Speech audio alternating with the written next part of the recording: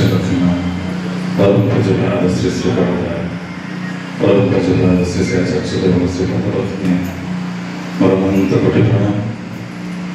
आज यही सांख्य सत्संग उपस्थित बरण्य परिचय ऋतिक देवता बुद्धपांजाधरी अध्यक्ष जाजक कर्ममंडली तथा इष्टप्राण गुरुभ्राता माँ मैंने समस्त को मोर आंतरिक हार्दिक जय गुरु। आज ये भाद्रव मासर आज तृतीय दिवस जे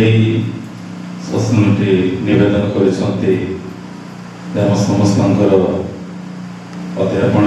इष्टप्राण गुरुभ्राता श्रीजुक्त मणिनाथ भाई जहाँ ये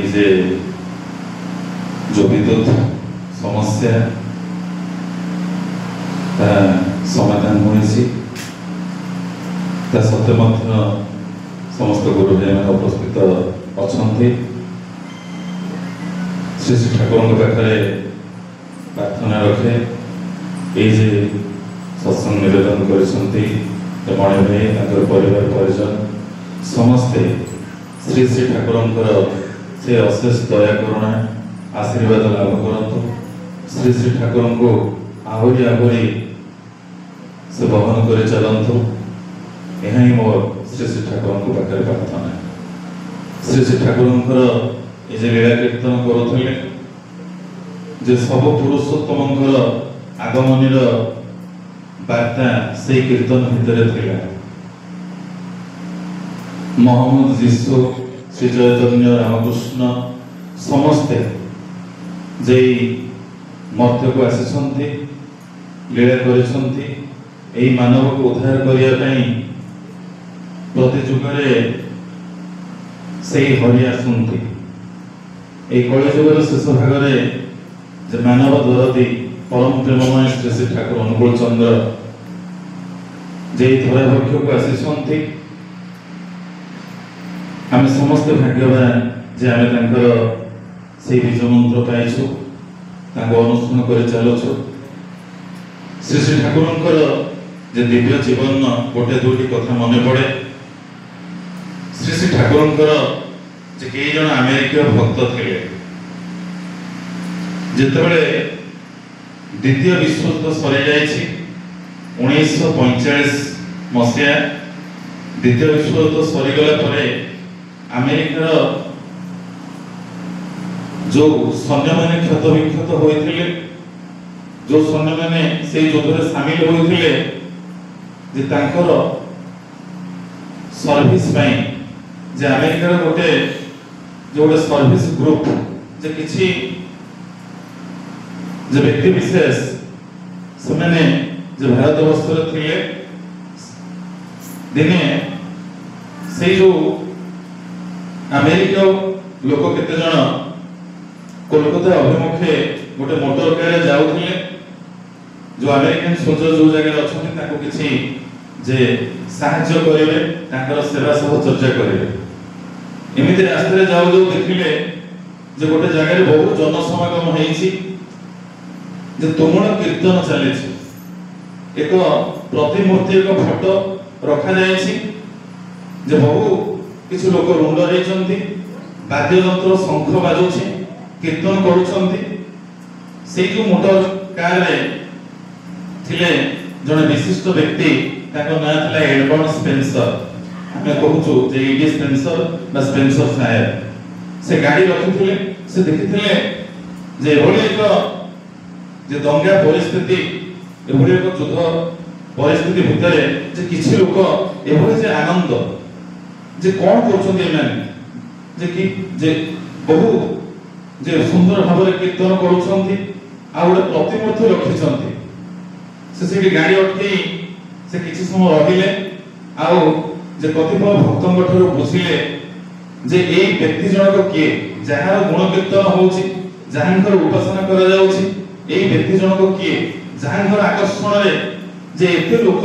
रुंड हेछन्ती बहु आनंद रे एमने अछंती तापरे से सब किसी खबर नहीं से आश्रम को जाइथिले पावन आश्रम से समय जे कोलकाता रो पावन मात्र 4-5 घंटार समय अविभक्त भारत से तापरे आश्रम पहुंचथिले श्री श्री ठाकुर को स्पेंसर दा जाइने दर्शन करथिले श्री श्री ठाकुर को सहित से किछि दिन अवस्थान करथिले आ तापरे दीक्षा ग्रहण करथिले एमती जे किछि दिन अवस्थान करिया परे से पुणी कोलकाता आसिथिले कोलकाता आउ जो माने अमेरिका जे विशिष्ट व्यक्ति माने थिले जाके अमेरिका सरकार तनको पठेइथिले एई जो सेना मानकर जे सेवा जत्न तांकर बुझिया पई तांकर भितर आउ जने व्यक्ति थिले जे कि स्पेंसर तांकर अति घनिष्ठ से थिले रे आर्चर हाउजर मैन स्पेंसर दा रे आर्चर हाउजर मैन को ठाकुर को कथा कहिले कहले तुमे चलो श्री श्री ठाकुर को थोड़ा दर्शन करि आसीबो जे मु ठाकुर को पाखु जाई जो जिंस पाइछि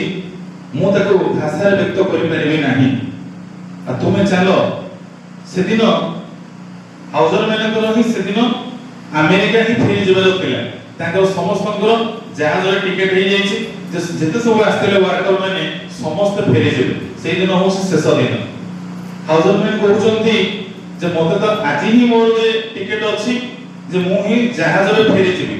जे यह संभव नहे जे मु ठाकुर पाखु जाई दर्शन करेबे किंतु स्पेंसर दा ताका भितरे एभली आत्मिक संवेग थिला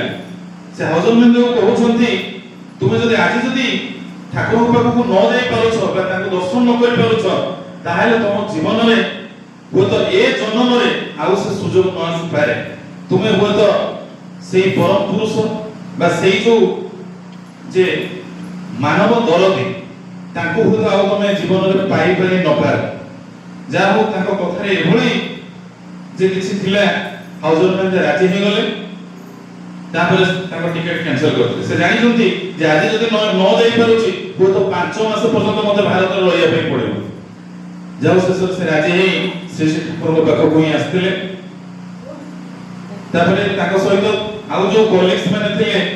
से माने मते समस्त आसिथिले श्री श्री ठाकुर को पाखो जे ई जे ठाकुर सहित ताकर दर्शन हला स्पेंसर दे हाउजर मैन आ अन्य माने जो माने थिले ताका भितरु जो माने ताकर कॉलेज जो माने आस्तिले से माने हो तो किछि दिन परे हो तो फेरी गले किंतु हाउजर मैन और स्पेंसर दे सब दिन पे भारत वर्ष रे रहि गले जे श्री श्री ठाकुर आश्रम नहीं गले माने जे कोहरी पाइबो जे एटा केवल ए जन्म रे श्री श्री ठाकुर संग करू नथिले ताकर पूर्व जन्म सहित श्री श्री ठाकुर सहित पूर्व जन्म रे मत संपर्क थिला जेतबे जेसस आसीथिले हो तो से माने सेई जेसस को पाखरे थिले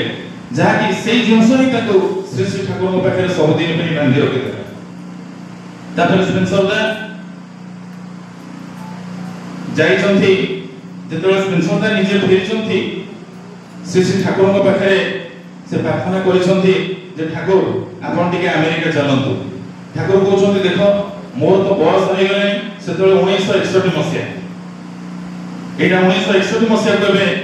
हमें आसीबा जेतबे से डाकी छंती आपण अमेरिका चलंतु श्री श्री ठाकुर कहउछन देखो मोर बहुत बयस हो गेले मते जे माने धरि कि नउछंती गोटे जगह आ गोटे जगह को तनो मु तुम मन को भितरे ही रहिबी तुम मन मध्य रे रहिबी आ तुमे जेउ देश को जीव